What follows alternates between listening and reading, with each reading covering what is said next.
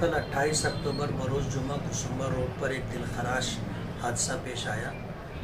2.5-3 साल का हंसता खेलता बच्चा कुसुम्बा रोड पर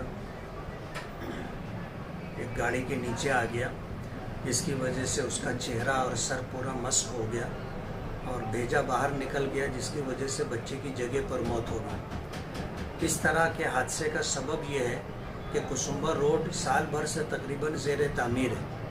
ठेकेदार को 9 माह की मुद्दत दी गई थी, जो पिछले महीने के अंदर वो मुद्दत ख़त्म हो चुकी है और ठेकेदार ने सिर्फ आधा काम किया है। कुसुम्बा रोड एक ऐसा रोड है जो भरी पूरी बस्ती का रोड है। बस स्टैंड से जुड़ा हुआ, हाईवे से जुड़ा हुआ, बस्ती से जुड़ा हुआ।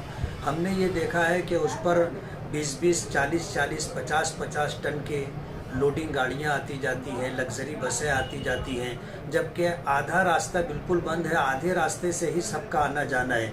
उस पूरे इलाके से दयाना है, निहाल नगर है, सलीम नगर है, नया इस्लामपुरा है, इस इलाके की बस्ती के रहने वाले तमाम लोगों की आमदोरफ्त तो उसी रोड पर है। और जितने स्कूली बच्चे हैं, चाहे वो जेटी के हों, एटीटी के हों, प्राइमरी स्कूलों के हों, वो सारे बच्चे उसी रोड से आते जाते हैं। और रोड तंग है, लोगों ने अतिक्रमण करके रखा है।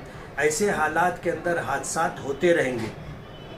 हमने एडिशनल एसपी की ऑफिस के अंदर कमिश्नर की, डिप्टी कमिश्नर की, सिटी इंजीनियर की, अतिक्रमण का जिम्मेदार ऐसे लोगों की हमने मीटिंग लगाई और ठेकेदार को भी बुलाया था, तो ठेकेदार का प्रतिनिधि भी मौजूद था। ये सारे हालात रखने के बाद हमने ये डिमांड की कि ये ठेकेदार का जो है, ठेकेदार को ब्लैक लिस्ट किया जाए और रोड पर जो है लोडिंग गाड़ियों का आना जाना, लग्जरी बसों का आना जाना बंद किया जाए और सारा अतिक्रमण निकाला जाए, ताकि राहगीर आने जाने, आमदोरफ्त करने वाले लोगों को राहत हो। बड़ी मुश्किल से हमने इस बात को माना ठेकेदार की कि मैं 1.5 माह के अंदर काम मुकम्मल करके दूंगा। 15 दिसंबर की तारीख तय हुई है।